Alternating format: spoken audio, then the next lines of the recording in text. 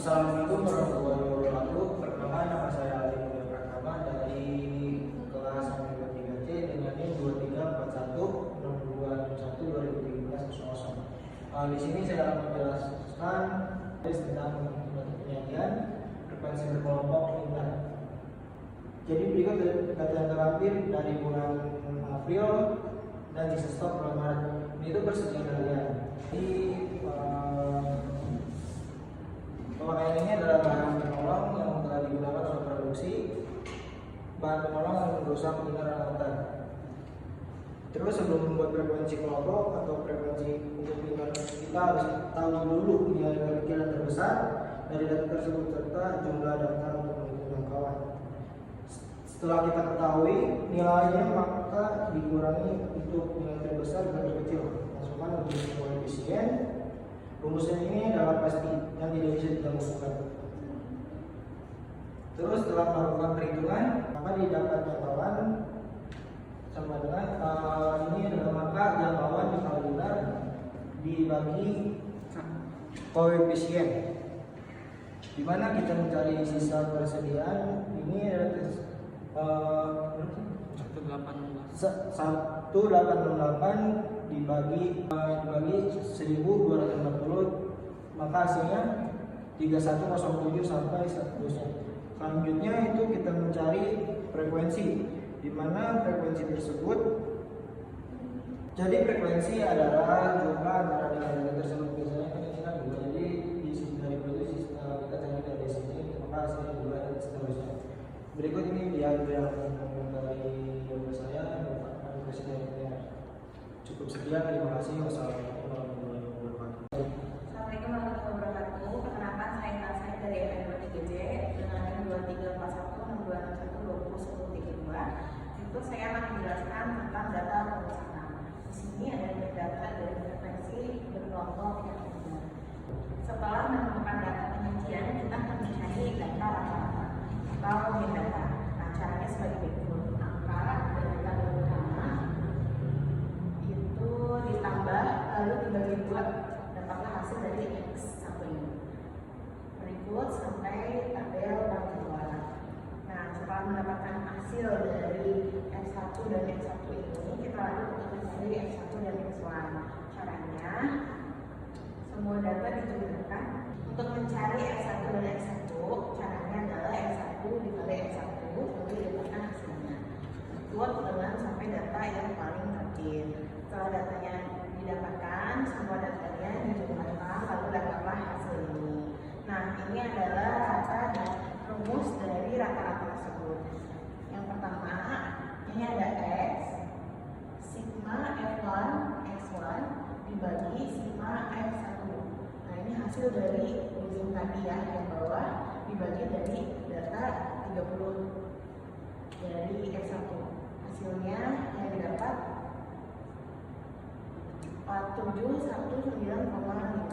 Nah, median dari data kelompok frekuensi ini kita lanjut untuk mencari mediannya. Median sama dengan N dibagi 2, ini udah rumus pasti. Lanjut, setelah didapatkannya, kita masukkan dari N ini adalah jumlah data dari frekuensi yang pertama dibagi 2. Setelah didapatkan hasilnya sebesar 0,5 ini, F2 adalah nilai dari frekuensi sebelumnya yang didapatkan dari nilai P atau jangkauannya. Nah, berikut ada rumusnya lagi.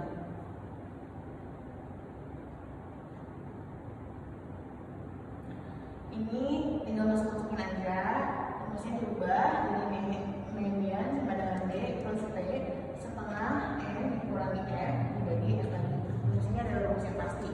Kita tinggal cari dan masukin angka yang sudah didapat dari data sebelumnya. Didapatkan hasil 4347,5. Nah, yang terakhir ini ada modus dari data kelompok frekuensi yang benar. L sama dengan 3109 dikurangi 0,5 sama dengan 3108,5. Nah, di sini ada rumus baru. L-nya adalah data ke-15 dari frekuensi. Nah, D1 ini adalah frekuensi sebelum data yang 15. Jadi tadi ya, lakukannya adalah tabel yang pertama. Nah, terus ada D2. D2 itu juga frekuensi setelah data yang didapat, setelah data ke-15. dikurang 1 sampai dengan 8 dan jangkauannya dari 1, 2, 40. Berikut rumusnya, NO sama dengan L ditambah D1 dibagi D1 plus D2 dikurangi sama dengan P. Nah, masukin angkanya yang udah didapat. Jadi 3108,5 ditambah 2 dibagi 2 plus 8 dikurang sama dengan 40. Sekian hasilnya 3355,5. Sekian dari saya, terima kasih. Assalamualaikum warahmatullahi wabarakatuh. Saya Cep Hidayat. Di sini saya akan menjelaskan tentang data forecast. Data forecast sendiri adalah data ramalan. Saya menggunakan metode peramalan 3 hari dalam bahan hasil dari saya. Untuk mencari 5212 ini caranya sama dengan bisa kita menggunakan rumus sama dengan dalam kurung sama dengan average dalam kurung blok dari hari pertama sampai ketiga, maka hasilnya 5212. Nah, setelah kita blok sampai ke data ke 30. Setelah data ke 30, kita jumlahkan semua data forecast itu, maka hasilnya adalah 131523. Nah, dalam metode pengambilan 3 hari ini terdapat kesalahan-kesalahan dalam menggunakan ramalan. Caranya adalah seperti biasa, kita masukkan data forecast yang tadi. Setelah itu kita masuk ke rumus AT dikurangi FT, di mana AT sendiri adalah 5212 dikurangi FT-nya adalah 3931, maka hasilnya 281. Begitu seterusnya sampai ke bawah. Nah, setelah mencari ATS sampai selesai dan menjumlahkan semuanya, maka hasilnya 28203. Setelah mencari AT dibagi FT, maka dicari juga dalam metode kuadrat. Nah, kuadrat ini hasil dari ini dikuadrati, maka hasilnya 164091. Begitupun sampai ke bawah kita drag biar lebih cepat. Hasilnya 89,09163. Nah, untuk mencari kesalahannya kita masukin rumus MAD. MAD tersendiri rumusnya sigma AT dikurangi FT dikurang per N.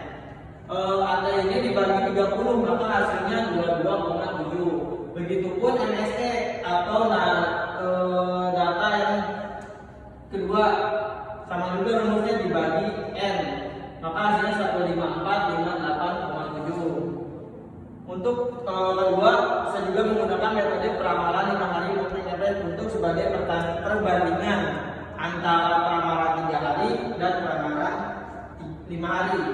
Caranya sama seperti metode peramalan 3 hari, cuma bedanya kita blok, kita masukin rumus di 5 hari, rumusnya sama dengan average dalam kurung blok dari hari pertama sampai hari ke-4, maka hasilnya ini 4892. Begitupun seterusnya sampai ke kesalahan tentang metode coping average 5 hari. Setelah semuanya diisi dan semuanya diketahui tentang MAD dan MSE-nya, maka perbandingan antara yang kecilnya atau yang lebih besar. Maka peramalan yang tepat adalah peramalan yang mempunyai tingkat kesalahan peramalan yang terkecil. Maka dari tabel di atas kami memiliki kesalahan terkecil adalah metode coping average 3 hari. Karena dari 3-4 ini yang paling kecil adalah di sini. Jadi metode paling baik dan metode paling tepat adalah coping average 3 hari. Oke, sekian dari saya. Mungkin untuk metode water, penghitungan water itu hampir sama semuanya. Yang dijelaskan Aldi sama Intan juga sama. Jadi kita hanya mengambil Intan supaya menghargai pembelajaran saja. Terima kasih. Assalamualaikum warahmatullahi wabarakatuh.